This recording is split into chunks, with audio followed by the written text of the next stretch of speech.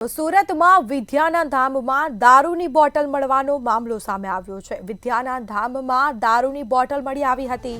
મંતવ્ય ન્યૂઝના અહેવાલની ધારદાર અસર પડી છે। તો મંતવ્ય ન્યૂઝના અહેવાલની ધારદાર અસર જોવા મળી છે, જેમાં ગત તારીખ 18 ડિસેમ્બરે મંતવ્ય ન્યૂઝે આ અહેવાલ પ્રકાશિત કર્યો હતો। તો અહેવાલ પ્રકાશિત બાદ યુનિવર્સિટીના કુલપતિ એક્ટિવ થયા છે। તો અહેવાલ છે મંતવ્ય ન્યૂઝ દ્વારા પ્રકાશિત કરવામાં આવ્યો હતો અને યુનિવર્સિટીના કુલપતિ દ્વારા હોસ્ટેલમાં રાખવામાં વોચ રાખવામાં આવી છે। 31ની રાત્રે જ હોસ્ટેલમાં દારૂ પાર્ટી થઈ હોવાનો ધડાકો થયો છે।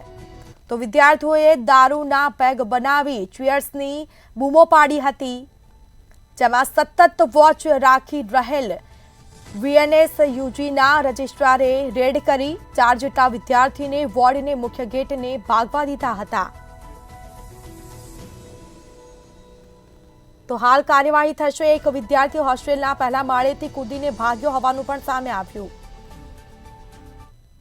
આપણી વીર નર્મદ દક્ષિણ ગુજરાત યુનિવર્સિટીની આવેલી વિવેકાનંદ હોસ્ટેલના રૂમ નંબર 106 ની અંદર કુલ શ્રી મનોજ તિવારી, ઇન્દ્રજીત, નીરજ રાઠી, અભિનંદન કોમન અને અન્ય 2 યુવકો જે છે એ રૂમ બંધ કરીને અંદર આ આલ્કોહોલિક જે માણી રહ્યા તેની માહિતી મળતા જ સ્ટાફ દ્વારા જે એની રેડ કરવામાં આવી હતી, તે દરમિયાન એક વિદ્યાર્થી ફિઝિકલ પકડાયો હતો અને બાકીના જે વિદ્યાર્થીઓ જે છે એ પાછળની દરવાજો ખોલી બાલ્કનીમાંથી કૂદીને તેઓ નીકળી ગયા હતા।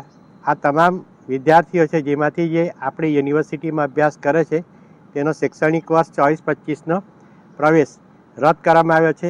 તેઓનો હોસ્ટેલનો પ્રવેશ છે એ પણ રદ કરવામાં આવ્યો છે અને જે ભવિષ્યની અંદર નાપાસ છે પણ પરીક્ષા આપવાના છે એવા વિદ્યાર્થીઓને જે છે તે વિદ્યાર્થીઓને શૈક્ષણિક વર્ષ 24-25ની યુનિવર્સિટી પરીક્ષા કે આંતરિક પરીક્ષામાં બેસવા માટે પ્રતિબંધ મૂકવામાં આવ્યો છે અને જે વિદ્યાર્થી પકડાયો હતો તેને વોર્ડન દ્વારા એને એફઆઈઆર કરવામાં આવી હતી અને તેના દ્વારા જે અન્ય 2 યુવકો જે છે અને બાકીના જે યુવકો જે છે એ ભાગી ગયા હતા એ તમામની માહિતીઓ એમની પાસેથી કઢાવવાની આગળની કાર્યવાહી ચાલુ છે।